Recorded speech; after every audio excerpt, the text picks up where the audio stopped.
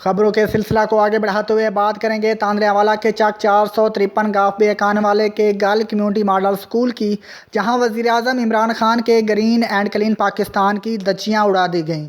11 अक्टूबर बरोज़ एतवार स्कूल इंतज़ामिया की मिली भगत से तालबात को ऑक्सीजन फराहम करने वाले दरख्तों की बड़ी बड़ी शाखों को चूल्हे का ईंधन बनाने के लिए कटवा दिया गया। इसी हवाले से मज़ीद तफसीलात जानते हैं तांदलियांवाला से अली हसन साबरी की इस रिपोर्ट में। जी, आपने मुझ समेत ये सुन ही रखा होगा कि दरख्त खुशगवार माहौल मुहैया करने के साथ साथ इंसान को ऑक्सीजन भी फराहम करते हैं। और सबसे बड़ी बात कि हदीस शरीफ के मुताबिक दरख्त लगाना सदका जारिया है। एक तरफ तो हुकूमत दरख्तों को लगाने के लिए अरबों रुपए खर्च कर रही है, तो दूसरी तरफ government girls community model school में पहले से लगे घने और सायादार दरख्तों को दिन दिहाड़े काटने का सिलसिला धड़ल्ले से जारी है। मुर्खा 11 अक्टूबर बरोज इतवार हमें इतला मिली कि स्कूल को छुट्टी है और कुछ मकामी अफराद स्कूल से लकड़ियां काटकर रेडियां भर भर कर घरों को ले जा रहे हैं। हम जब वहां पहुंचे तो बिल्कुल ऐसा ही था कि छुट्टी वाले दिन स्कूल में तैनात प्राइवेट चौकीदार मुबैना तौर पर अपनी निगरानी में लकड़ियां कटवा रहा था। सारा मामला देखने के बाद स्कूल हेड को फोन किया मौक़िफ़ जानने के लिए, जिनका नंबर बंद मिला।